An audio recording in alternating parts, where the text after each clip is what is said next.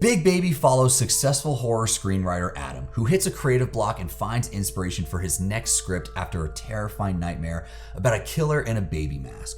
But as he writes, the lines between fiction and reality begin to blur, putting both his sanity and relationship to the test.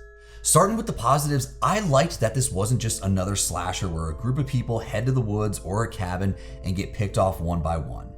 Don't get me wrong, it absolutely has slasher DNA, especially in the third act, but it also explores a few themes that give it more substance than your average slasher. As someone who works in a creative field myself, I definitely related to Adam's creative block. His frustration trying to come up with something worthwhile felt authentic.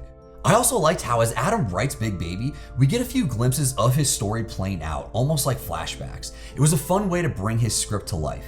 The psychological side worked well too. As Adam starts seeing things, you're never completely sure whether it's all in his head or if it's actually happening in reality.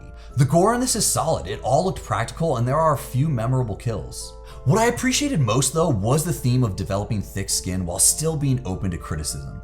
Adam cannot handle criticism at all and convinces himself that anyone who dislikes his work simply doesn't understand it.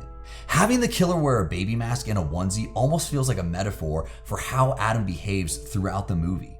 No matter how many people love something you create, there will always be someone online calling it trash. They also ended this one really well. It was clever and leaves you feeling like one story has ended while another is just beginning. That said, if you're comparing this movie to a diaper, it's definitely not a clean one.